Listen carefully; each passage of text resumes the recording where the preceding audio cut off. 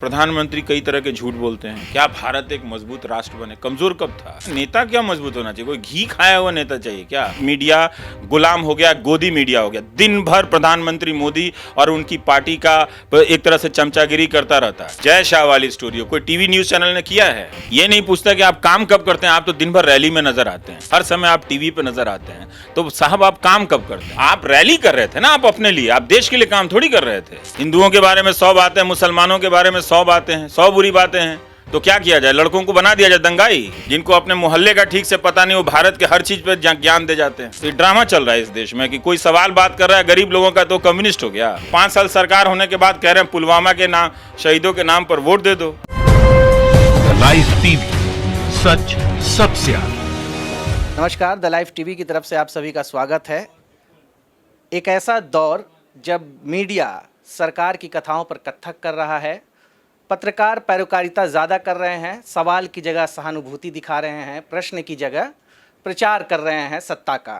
तो ऐसे वक्त में कुछ चुनिंदा पत्रकार हैं जो मीडिया के पिलर को बड़ी मजबूती से पकड़े हुए हैं और लोकतंत्र की लाज को बचाने के लिए जी जान से जुटे हुए हैं। तो हमारे साथ एनडीटीवी के वरिष्ठ पत्रकार रवीश कुमार हैं।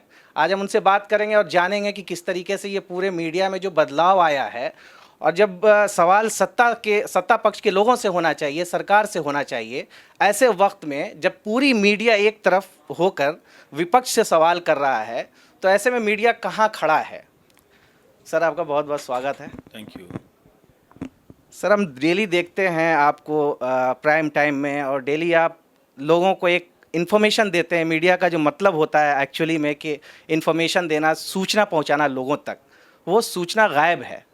तो इस सूचना को सही तरीके से अगर इकलौता एक पत्रकार पहुंचा रहा है और एक बाकी मीडिया एक तरफ होकर उसको गलत साबित करने में लगी हुई है, तो ऐसे वक्त में करना क्या चाहिए? फिर लोग ये भी पूछ रहे हैं कि फिर क्या करना चाहिए ऐसे वक्त में? सबको अपना बेसिक काम करना चाहिए, और मैं ही नहीं हूँ। देखिए, अभी अमन सेठी ने हफ पोस्ट पे बहुत अच्छी रिपोर्ट की कई महीने लगाकर कि किस तरह से अमित शाह ने एक association for of billion minds ABM बनाया है। एक NGO को उन्होंने उस तरह से कन्वर्ट कर दिया है, और ये सारा फेक न्यूज़ और कई तरह के फर्जी वेबसाइट बनाना, चुनावों के समय माहौल बनाना, और उसमें बहुत पैसे खर्च होते हैं। ज़िले के ज़िले लोगों को रखे जाते हैं, उनको 30,000 40,000 रुपये दिए जाते हैं, ऐसा पता चलता है। और वो लोग फिर जाकर झूठी प्रोपेगेंडा बनाते हैं।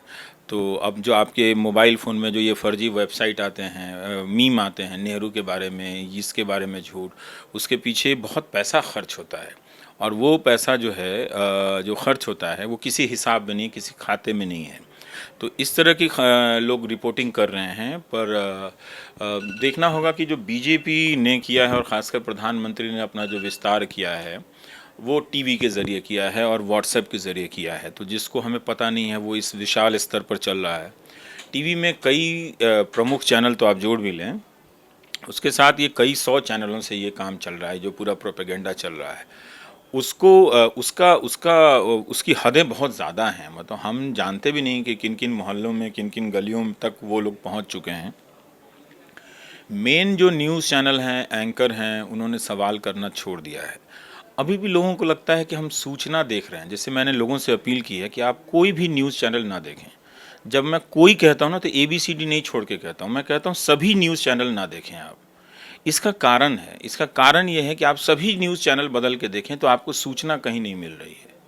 क्योंकि जो सूचना का मुख्य स्रोत है वहीं पे कंट्रोल कर लिया गया है। वहाँ तक पत्रकार जाने के लिए रिपोर्टर नहीं है चैनलों के पास, तो सूचना नहीं मिल रही है। तो सूचना क्या है? प्रधानमंत्री कई तरह के झूठ बोलते हैं, ठीक? वो हिम्मत है किसी की कि पलट के उससे सवाल पूछ ले? नहीं करेंगे। अब आप रफाल पे देखिए, किसी टीवी वाले ने रिपोर्ट किया, फॉलो अप नहीं किया। हिंदू ने किया, क्यों नहीं टीवी वाले ने किया? क्या उनके पास रिपोर्टर नहीं थे? और नहीं थे तो क्या क्यों नहीं थे? तो ये चीज़ हमें देखना चाहिए कि पूरा वॉकओवर मिल रहा है झूठ के प्रोपेगेंडा को, जो बहुत ही चिंताजनक बात है। तो इसलिए मैं कहता हूँ कि लोग न्यूज़ चैनल देखना छोड़ दें। क्यों छोड़ दें? क्योंकि वो 100 चैनल भी बदलेंगे ना, तो उसमें सूचना नहीं है। आप हेमा मालिनी का इंटरव्यू देख रहे हैं, उसमें कोई सूचना नहीं है। आपको लग रहा है कि आप कोई सूचना के लिए देख रहे हैं कि वो क्या कह रही हैं, नहीं कह रही हैं। उनको वो कुछ भी कहें, उससे पॉलिटिक्स पे कोई फ़र्क नहीं पड़ता। ये जो लोग पॉलिटिक्स को प्रभावित करते हैं, उनसे कोई प्रश्न नहीं है। और इन्फॉर्मेशन नहीं है। क्या किसी चैनल पे चुनाव के दौरान आप स्किल इंडिया की समीक्षा देख रहे हैं? कि कितना फर्जीवाड़ा किया गया उसकी समीक्षा देख रहे हैं? क्या आप देख रहे हैं कि उज्ज्वला को लेकर जो फर्जीवाड़ा है कि जो उसका आप देख रहे हैं? नहीं देख रहे हैं। उसका जो फायदा है वो भी देख रहे हैं क्या कि उज्ज्वला ने कैसे जीवन बदला है? नहीं देख रहे हैं। तो हर चीज को इनविजिबल, अदृश्य बना दिया गया है, समस्या को भी और समाधान को भी। उसको गायब करके सिर्फ थीम और थ्योरी पे चल रहा है। क्या भारत एक मजबूत राष्ट्र बने? कमजोर कब था? कोई हाथ डाल के गया क्या आजादी के बाद से? हमेशा ही मजबूत राष्ट्र था। मजबूत नेता चाहिए हमें। तो सारे नेता मजबूत होते हैं। नेता क्या मजबूत होना चाहिए? कोई घी खाया हुआ नेता चाहिए क्या? वो नेता जो प्रधानमंत्री की कुर्सी पे बैठता है उसको संविधान से सारे अधिकार इतने मिले हुए हैं कि वो शरीर से दुर्बल भी होगा तो भी वो मजबूत ही होगा, क्योंकि उसको बहुत सारे अधिकार मिले हैं। ऐसा नहीं होगा कि कोई पतला दुबला बहुत खांसने वाला आदमी प्रधानमंत्री बन जाए और जो सड़क पे घूम रहा है, जो जिम में जाके बलिष्ठ बना हुआ है, वो उससे ज़्यादा ताकत रखता हो। ऐसा नहीं होता है।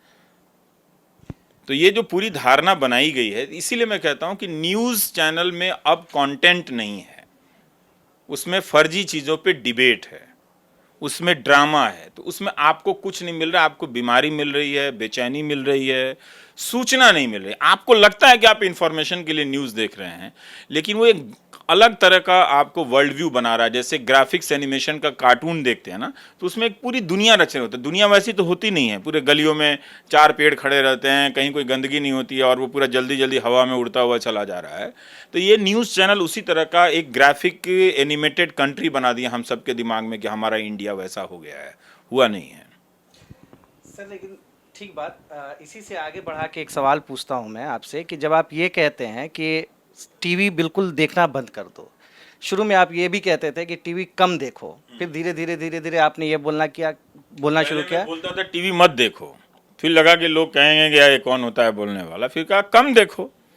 फिर जब मैंने देखा कि इसका जो बृहद, जो खतरनाक स्वरूप 1-2 साल के बाद जब मैंने देखा कि ये क्या कर रहा है, ये लोगों का माइंड वॉश कर रहा है, मूर्ख बना रहा है। और ये इंसल्ट है किसी व्यूअर का कि न्यूज़ चैनल वाला उसको इडियट समझे और उसको कुछ ना बताए। प्रधानमंत्री से पूछे कि 5 साल तक यही पूछे कि आप काम कितना करते हैं, थक क्यों जाते हैं। ये नहीं पूछता कि आप काम कब करते हैं। आप तो दिन भर रैली में नजर आते हैं। जब रैली में नजर नहीं आते तो आप मन की बात कर रहे होते हैं। हर समय आप टीवी पे नजर आते हैं, तो साहब आप काम कब करते हैं, ये सवाल नहीं पूछेगा। बोले आप तो बहुत काम करते हैं, आप थक जाते हैं। 100 रैलियां की हैं उन्होंने, तो 100 रैली में अगर 5 घंटे का एवरेज भी निकालिए दिल्ली से आने जाने का, उसको जोड़ लीजिए तो पूरा जनवरी से लेकर आचार संहिता लागू होने से पहले 20 दिन के बराबर उन्होंने काम ही नहीं किया।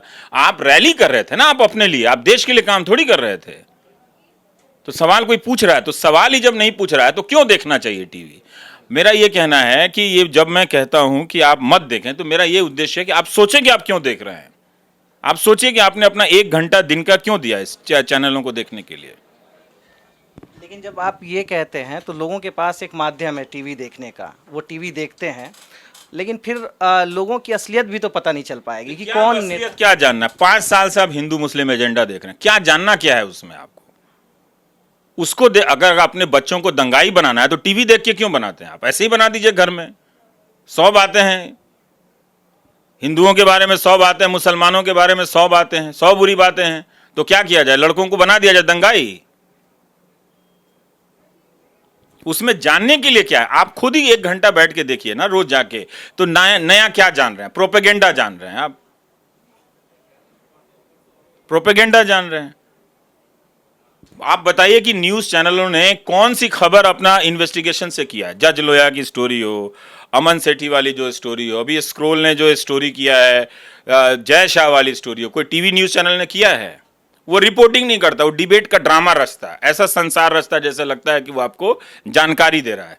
और डिबेट कौन कर रहा है? वही 225 लोग हैं जो हर इशू पे आते हैं, जिनको अपने मोहल्ले का ठीक से पता नहीं, वो भारत के हर चीज़ पे ज्ञान दे जाते हैं।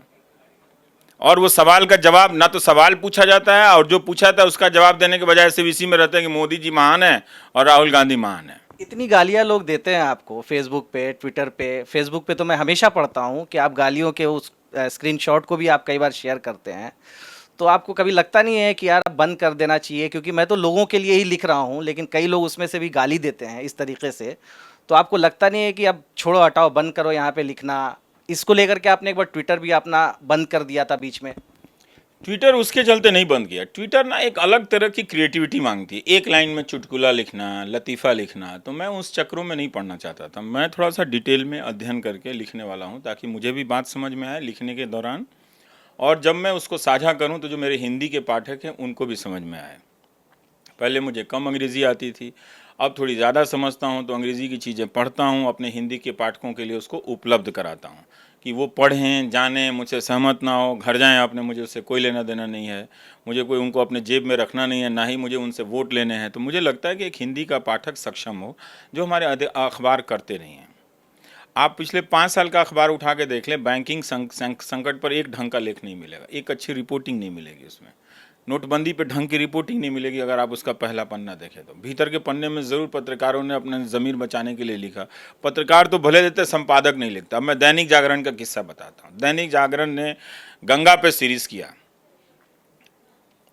हरिद्वार से लेके बनारस तक, और कानपुर तक की सीरीज़ मैंने पढ़ी उनकी 3, उसमें नमामि गंगे का नाम ही नहीं है। मैंने फर्जीवाड़े का भी हद होता है भाई साहब।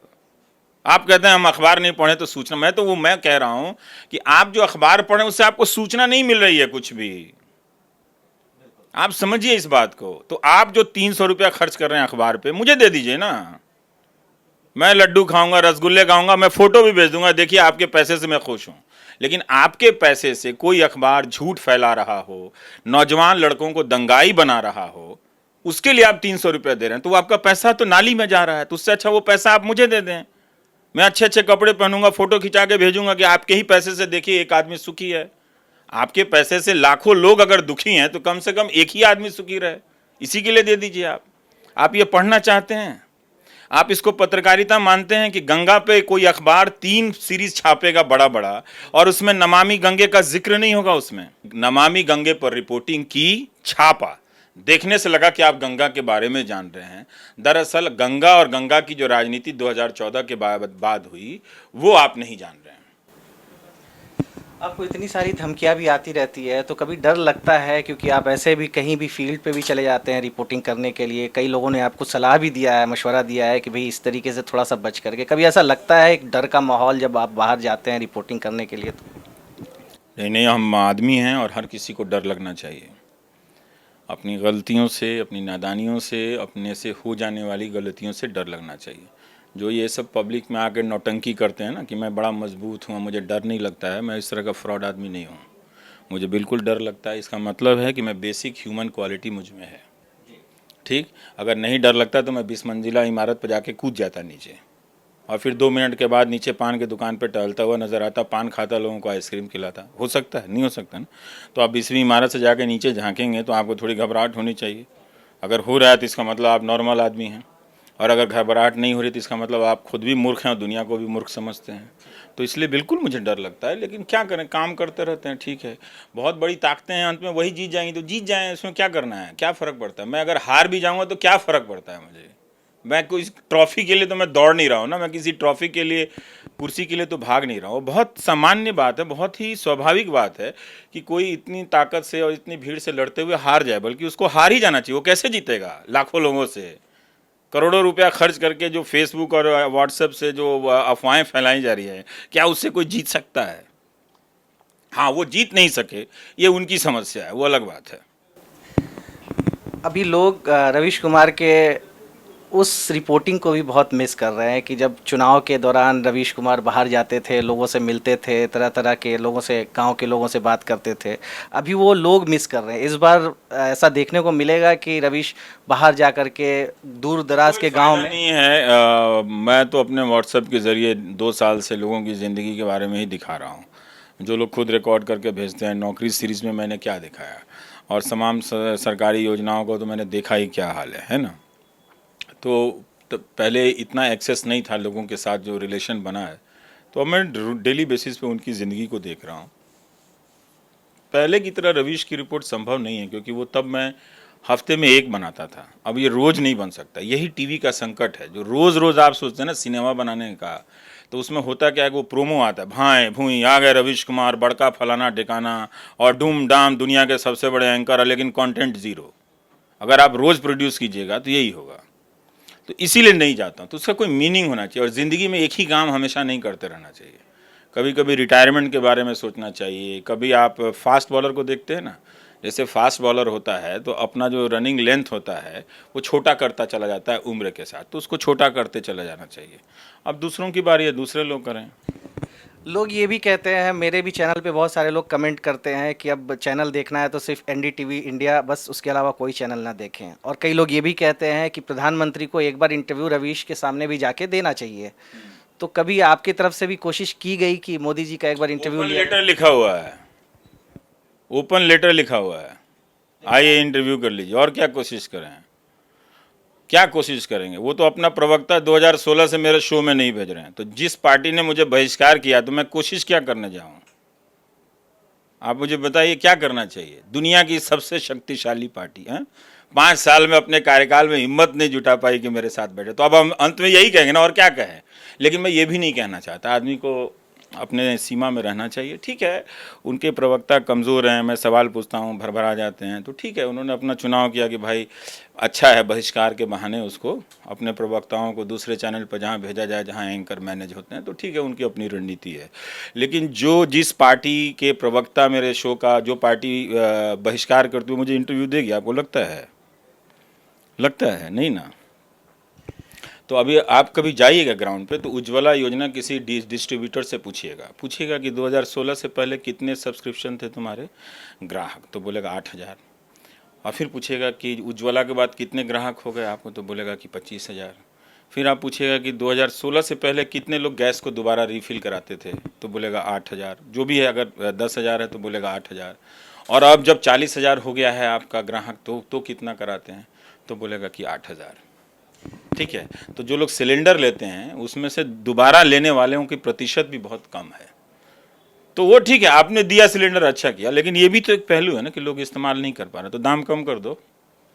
आखिर में 2 सवाल आपसे जानना चाहेंगे कि एक तो अभी हम ये देख रहे हैं कि एक नए तरीके का एक ट्रेंड चल रहा है, जैसे बहुत सारे चुनाव आयोग के मना करने के बावजूद बहुत सारे नेता, बड़े नेता, चीफ मिनिस्टर से लेकर खुद प्रधानमंत्री मोदी भी सेना को लेकर के और उससे जो प्रधानमंत्री मोदी बोलिए ना, इधर उधर दाएं बाएं से घूम के क्यों बोलते हैं? योगी जी ने भी बोला, मैंने योगी जी को क्या इसमें लाना है? वो खुद बोल रहे हैं कि आप पुलवामा के शहीदों के नाम वोट दे दो।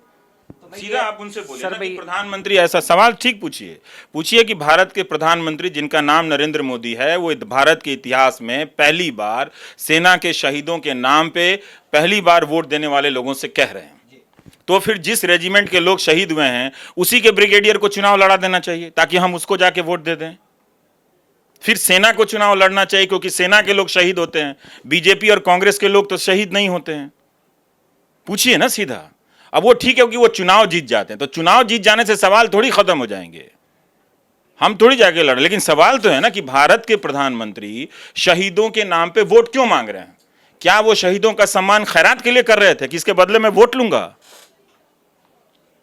तो सीधा सवाल पूछिए, सवाल डायरेक्ट होना चाहिए। मैं आपका ओपिनियन जानना चाह रहा था। यही ओपिनियन बता दिया आपको, यही मेरा ओपिनियन है। फिर इसको लेके क्या करना चाहिए? चुनाव आयोग पूछना चाहिए, बोलना चाहिए। चुनाव आयोग क्या कर पाएगा? वो आप चुनाव आयोग को नहीं देख रहे हैं, प्रधानमंत्री की रैली के हिसाब से वो प्रेस कॉन्फ्रेंस का टाइम का कैंसिल कर देते हैं। आप देख नहीं रहे चुनाव आयोग को? तो सुप्रीम कोर्ट को फिर कुछ अपने तरीके से सेल्फ, सुप्रीम कोर्ट क्या करेगा चुनाव आयोग के ऊपर? वो चुनाव आयोग का तो बॉस है नहीं सुप्रीम कोर्ट, वो तो एक स्वतंत्र संस्था है, वो रोक लेगा। जब उसने योगी के बारे में कहा कि नेक्स्ट टाइम से नहीं होना चाहिए, अब वो कह लेगा क्या? कहेगा? और फिर प्रधानमंत्री अपनी तरफ से क्यों नहीं चुनाव आयोग का आदर कर रहे हैं? जब वो उदाहरण पेश नहीं करेंगे तो ये योगी हो चाहे कोई दूसरा, किसी मुजफ्फरपुर का कोई उम्मीदवार हो या कोई कहीं का नीमच का कोई उम्मीदवार हो या कहीं बांसवाड़ा का उम्मीदवार हो, उससे हम उम्मीद करें। आखिरी सवाल ये है कि बहुत सारे लोग ये भी आरोप लगाते हैं कि रवीश कुमार कांग्रेस को लेकर, लेफ्ट को लेकर थोड़ा सा सॉफ्ट कॉर्नर रखते हैं और बहुत हार्श। आप 2014 से पहले नहीं देखे क्या? भारत में 2 प्रधानमंत्री हैं, एक ही है ना, सरकार एक ही है। तो सरकार एक ही है तो मैं सरकार को कवर करता हूं। आप 2014 से पहले का सारा प्राइम टाइम उठा के देख लीजिए, जिसमें बीजेपी के लोग दौड़ दौड़ के आते थे, पूछते थे कि आज हमको बुला लेना, ठीक है? तो लोग क्या कहते हैं, नहीं कहते हैं, और स्टूडेंट की बात करना, गरीब स्टूडेंट की बात करना, कम्युनिस्ट हो जाना है। ये ड्रामा चल रहा है इस देश में कि कोई सवाल बात कर रहा है गरीब लोगों का तो कम्युनिस्ट हो गया। तो आप क्यों नहीं कर रहे हो बात? आपको याद है ना, उमा भारती ने नोटबंदी के बारे में बात क्या कहा था, हमारे प्रधानमंत्री मार्क्स और लेनिन हो गए, जो इंटरनेट सर्च कर लीजिएगा। तो ये सब ड्रामा सब चलता रहता है। 99.999% मीडिया गुलाम हो गया, गोदी मीडिया हो गया। दिन भर प्रधानमंत्री मोदी और उनकी पार्टी का एक तरह से चमचागिरी करता रहता है, बकवास करता रहता है। वहां सवाल पूछिए, उसके सामने हम कुछ भी नहीं है। कांग्रेस अपना देख ले, हम उसका क्या बाजा बजाएंगे, वो अपना देख ले। 44 सांसदों की पार्टी रह गई है वो। मतलब आप ये कह रहे हैं कि आप विपक्ष का मत दिखाइए, यही कह रहे हैं ना आप एक तरह से कि विपक्ष का दिखा दिए। तो आश्चर्य हो रहा है कि विपक्ष का ये कैसे दिखा रहा है। दिखाऊंगा विपक्ष का, जरूर दिखाऊंगा, क्योंकि 99.999% मीडिया में विपक्ष पर लगातार हमले हो रहे हैं। और ये हमले ईमानदारी के लिए नहीं हो रहे हैं, पत्रकारिता के लिए नहीं हो रहे हैं। ये हमले भारत की राजनीति से, भारत के लोगों के मानस से विपक्ष को मिटा देने के लिए हो रहे हैं। अनैतिकताएं सभी दलों में है, कोई पार्टी भगवान के यहां से अवतार होकर नहीं आई है, सब अनैतिकताएं से भरी पार्टियां हैं। तभी तो ये हाल है। 5 साल सरकार होने के बाद कह रहे हैं पुलवामा के नाम, शहीदों के नाम पर वोट दे दो। तो क्या करें मैं अब इस वक्त मैं कांग्रेस पे जाके बात करूं? मुझे ये नहीं दिख रहा है कि चुनाव के समय आता है तो आप रेड करने लगते हैं। सबसे महंगी राजनीति इस वक्त अगर कर रही है तो बीजेपी कर रही है। बीजेपी ने अपने 5 साल के कार्यालय में कई 100 मुख्यालय बनाए, कई 100। कोई गया है सवाल पूछने? उसने वो आई है अपने से बताने कि उसका फंड क्या है।